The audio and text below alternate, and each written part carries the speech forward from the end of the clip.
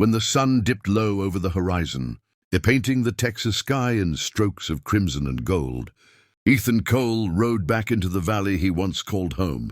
The old ranch lay silent under the burning light, fences broken, barn half collapsed, windmill creaking like a ghost whispering through time. It had been 5 long years since Ethan left these hills. 5 years since he buried his father. 5 years since he turned his back on everything that once mattered. He was a cowboy who had seen too much of the world, gunfights in Arizona, cattle drives through the wild plains, the loneliness of open skies. But now something had called him home.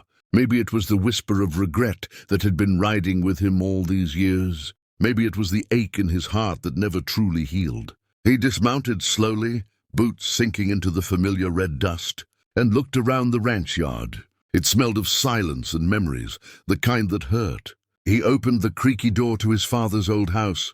The air inside was cool and smelled faintly of cedarwood and rain. Everything was still in its place, the table, the chair, the faded photograph of his parents. But as his eyes wandered toward the back room, something didn't fit. The bedroom door was half open, and a strange light flickered inside. Ethan reached for his revolver, his heart tightening. He pushed the door open and froze. Lying on his bed was a woman. Not just any woman, an Apache woman. Her long black hair spilling across his father's quilt like a river of midnight. Her skin was marked with faint bruises, her wrists bound with old cloth. She was breathing but weakly. Her eyes fluttered open, deep. Dark eyes filled with a mixture of fear and pain, and for a moment, Ethan forgot how to breathe. "Who are you?" he whispered. She stared back in silence, trembling slightly, her voice barely a whisper. "They tried to kill me." Ethan's brow furrowed. He holstered his gun and stepped closer. "Who did this?" "The miners," she said faintly. "They came to our land. My brother fought them. They burned our camp. I ran and ended up here." Her words fell like soft stones into the quiet room. Ethan's heart ached.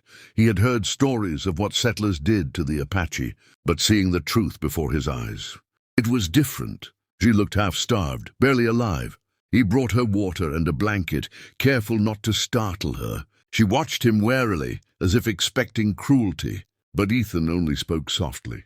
"You're safe now. No one's going to hurt you here."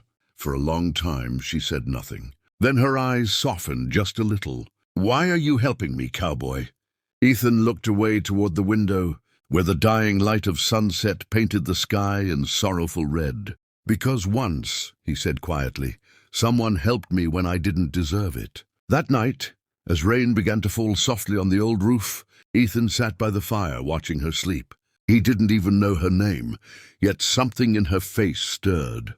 A feeling he hadn't known in years. Compassion, maybe even something more. The next morning he found her awake, sitting by the window wrapped in one of his blankets. She looked at him with calm strength now. "My name is Naya," she said quietly. Ethan nodded. "Ethan Cole." There was silence, the kind that didn't need filling. He made her breakfast, a simple plate of eggs and beans, and she ate slowly, as if it were the first real meal she'd had in days. Then for the first time, Ethan saw something that made his heart twist, the faint trace of a smile. In that moment, he knew this woman had walked through hell, and somehow she had found her way to his bed, in his broken home, as if fate itself had drawn them together. But what Ethan didn't know was that by letting her stay, he was about to put himself against the entire town. Because the men who had hunted her weren't done, and they were coming for her. And for the cowboy who dared to protect her,